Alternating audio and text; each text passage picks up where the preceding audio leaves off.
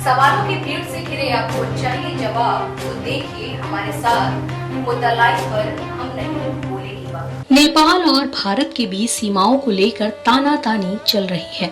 दोस्ती अब दुश्मनी में तब्दील हो रही है, लेकिन नेपाल और भारत की दोस्ती कितनी मजबूत है, इसका जीता जागता उदाहरण है पीएम मोदी के संसदीय क्षेत्र में स्थित नेपाली मंदिर, जहां आज भी मोक्ष प्राप्ति के लिए नेपाली महिलाएं और पुरुष अपनी मृत्यु के लिए आते हैं। सदियों पुरानी इस मंदिर को नेपाल सरकार ने 1943 में पशुपतिनाथ मंदिर का नाम दिया, ताकि बनारस में रहने वाले नेपाली नागरिकों को बाबा विश्वनाथ के साथ पशुपतिनाथ का भी दर्शन प्राप्त हो सके।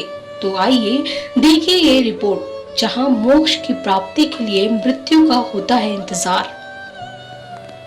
वाराणसी के गंगा घाट किनारे स्थापित ये नेपाली मंदिर पशुपतिनाथ मंदिर के नाम से जाना जाता है, जिसका देख रेख नेपाल सरकार ही करती है।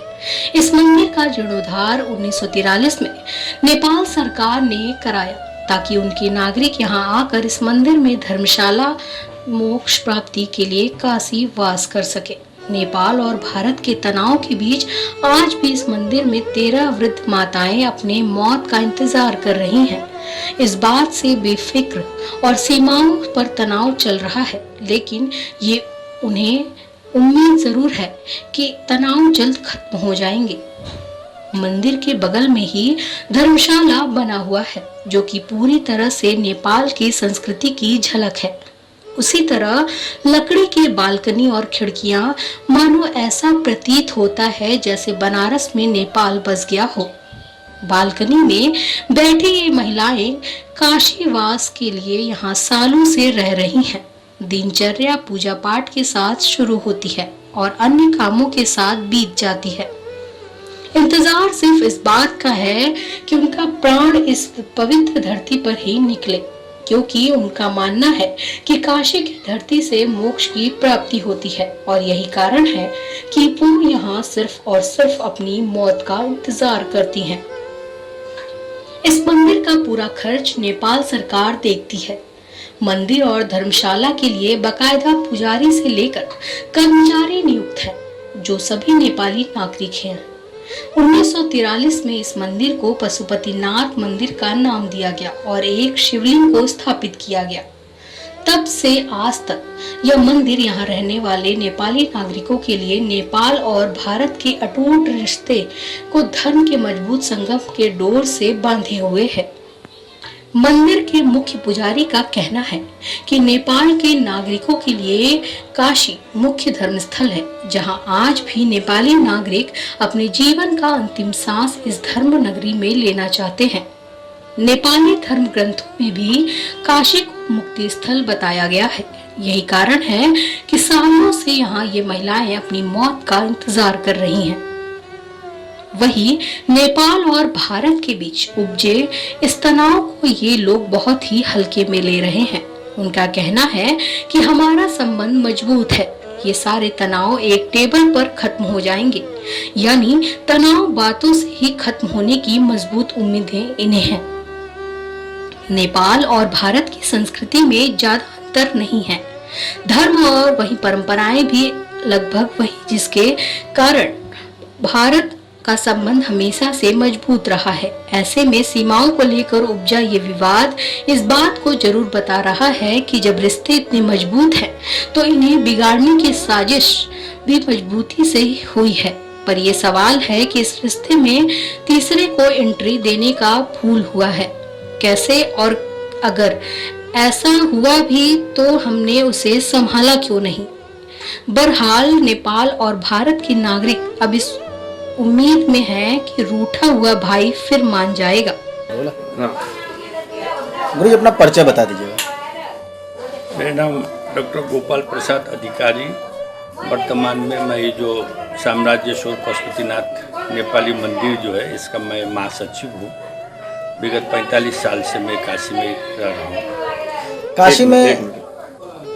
काशी में सदियों से ये मंदिर है और यहाँ पे जो माताएं हैं वो आके रहती हैं, क्या कारण? नहीं, ऐसा है कि काशी जो है, नेपाल और काशी का बहुत ही अटूट संबंध है।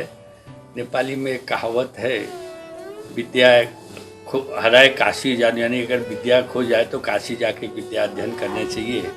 हमारी हिंदू संस्कृति, परंपरा, सभ्यता का सारा ज्ञान काशी से ही नेपाल में पहुंचा है। इसीलिए काशी की मान्यता है कि काश्या मरणान मुक्ति, काशी में जिसका शरीर छूटता है उसको भगवान विश्वनाथ जो है राम तारक मंत्र दे करके उसको मुक्त करते हैं और दोबारा जन्म मनुष्य का नहीं होता है, ऐसी मान्यता है।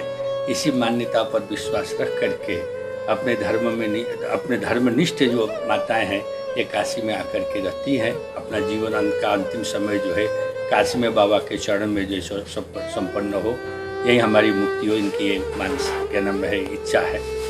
तो ये जो है नेपाली मंदिर के नाम से तो प्रसिद्ध है, आप लोग सब जानते ही हैं। इसके बाद इस बावजूद जो है यहाँ जो काठमांडू में पशुपतिनाथ है उसी के प्रतिरूप में यहाँ वाराणसी में पशुपतिनाथ का मंदिर है। अब यहाँ की जो है पूजा है, दिनचर्या है, यहाँ भी जो है सो पशुपतिनाथ के हिसाब से हमारे संपादित होती है। 1650 से हमारे यहाँ पूजाएँ होती हैं, सुबह शाम आरती होती, राजभोग होता है। और यहाँ हमारे मंदिर में इस समय 40 से एक आदमी हैं, वृद्ध माताएं हैं, छात्र हैं जो संस्कृत पढ़ने के लिए काशी आए हैं। इन सबको हम लोग रख करके अपने हिसाब से जो भी इन लोगों को सहयोग बनता है हम लोग करते हैं।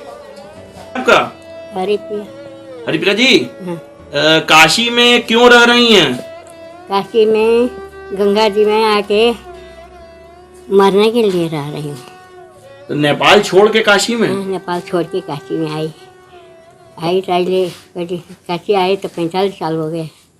वहाँ पशुपतिनाथ जी भी हैं, तो यहाँ विश्वनाथ जी भी हैं। पशुपतिनाथ है। और यहाँ क्या है? यहाँ विश्वनाथ है। यही चीज बताइए, वहाँ पशुपतिनाथ है, यहाँ विश्वनाथ है। विश्वनाथ है। आप बोलिए। अरे हो गया। नाम है आपका? कृष्णा देवी। आप कहाँ से हैं? हम आए नेपाल से। यहाँ पे कब से रह रहे हैं? अभी रहे हैं, अभी 38 साल हो गया। काशी में क्यों रह रही? नेपाल छोड़ के काशी में क्यों? भगवान बाबा विश्वनाथ बुलाया तब हम आया। उनको मर्जी से हम आ नहीं पाते थे, हमारे भाग में यहाँ बैठने को हो जाता था, हो गया उसे से आया होगा, बुलाया होगा, है ना।